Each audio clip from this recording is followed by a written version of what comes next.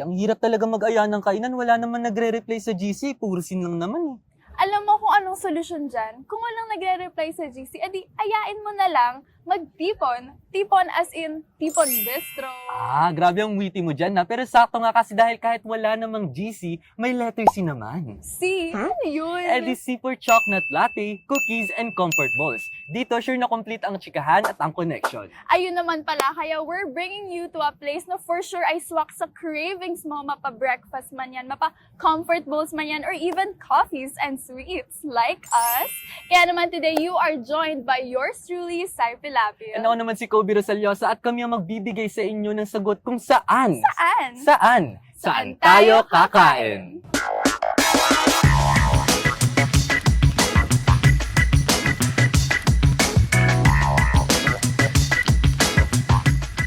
Ayan! Ang perfect! So, anong masasabi natin sa commotion in front of us? Siyempre, just by looking at the food bowl and plates that we have right now, nakikita mo naman talaga na ang sarap niya tingnan sa mata. And I'm very excited talaga na kumain na. Siyempre, the highlight of our day today is letter C. So why don't we try our first drink, which is our chocolate latte nga. For the moment of truth, guys.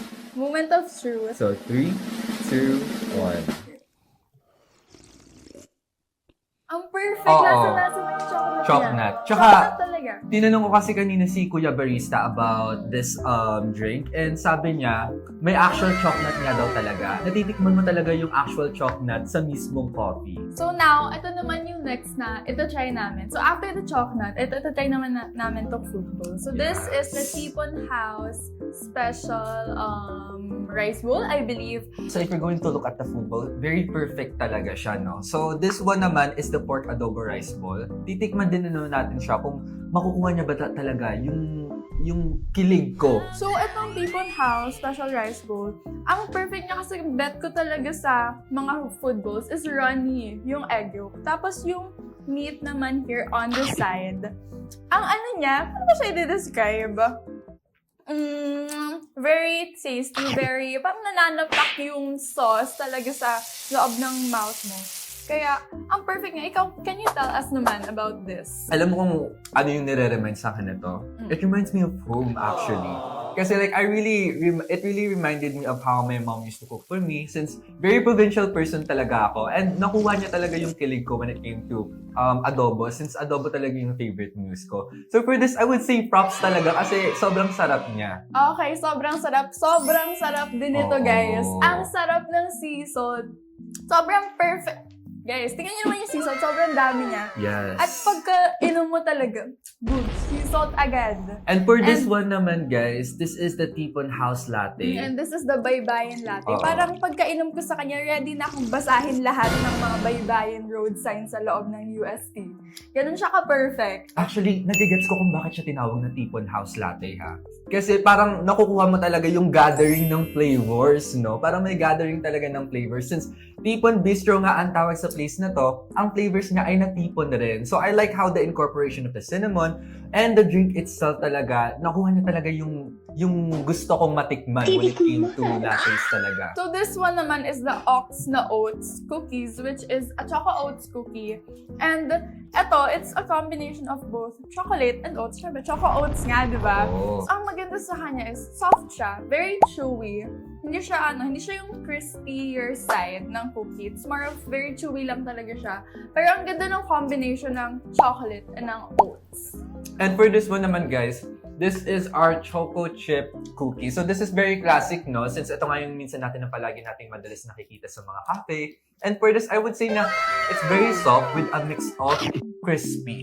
So kung titikman nyo siya, guys, it would remind you of the classicness of cookies. Pero since yung texture niya nga ay soft, it would also remind you about something na parang hindi mo siya panggigigilan, though ma-excite ka pa na kainin siya. Sobrang na-excite ako dito sa Red Velvet Crinkles kasi ang perfect niya. Ang laki niya. Ang Oo. laki, girl. Ang laki niya. Mamaya Tsaka- paghahatian namin siya kasi by the looks of it, guys, hindi talaga siya for isahang tao lang. Hindi siya for isang tao lang. Pwede kami maghahati kami dito mamaya. Kasi, it's, again, like yung ox na oats na cookies. Chewy din siya. Pero what's good about this is parang siyang pinagpatong na ox na oats cookies. And for this one naman guys, we have matcha cookies. And for this one, tinikman ko talaga siya. And for this, I had so many thoughts about it. Since una nga natikman ko yung matcha, di ba? Yung white chocolate on top of it is a really perfect combination for this one. At may isa pa pala kaming isi-cheers. Yes. Walang iba. Kundi ang, again, ano nga ulit ito? Adobong konyo. Perfect! Kaya nga talaga, bago natin siya kainin guys, Bakit nga ba bakit adobong konyo? konyo? Siyempre ako nagtaka rin kung bakit adobong konyo yung tawag dito no, sa sandwich na to. Tinanong ko si Kuya Barista, ang sabi niya daw kasi dahil grilled cheese daw ang gamit na cheese. Ay, perfect. So, mas So, ano siya, level oo, up na so- adobo. So, why don't we 1, cheers, 2, Sai? Cheers. Yan. Actually, grabe. Nakuha niya yung konyo-ness. Parang later, magkukonyo ako after eating. Kasi nakuha niya talaga yung konyo-ness niya. Oo, una ko Sobrang napansin. Yung, Lasang-lasa mo yung adobo talaga. Pero ito talaga yung pinaka-favorite namin for this Oo. episode. And I believe you guys should try it. uy, anong ginagawa mo? Wait lang, gumagawa ko ng GC. At ang pangalan ay Team People Bistro. Eh, bakit naman Team Tipon Bistro? Eh, syempre dahil dito, every cup is a gathering. Wow! Alam mo, very true ka dyan. And that's why we believe that Tipon Bistro deserves a Saan Tayo Kakain Approved Sticker! Huwag niyo rin kakalimutan ng star of the day, which is letter C for chocolate latte, sweet, nutty, and perfect companion to any barkada bonding. And for our next episode, alamin or abangan kung anong di food spot ang ating aalamin. Kaya naman, Tomasians, drop your guesses in the comments. Once again, this is yours truly, Sai Pilapil. And ako naman si Kobe Rasaliosa, and by now, alam niyo na kung saan. Saan? Saan? Saan tayo kakain?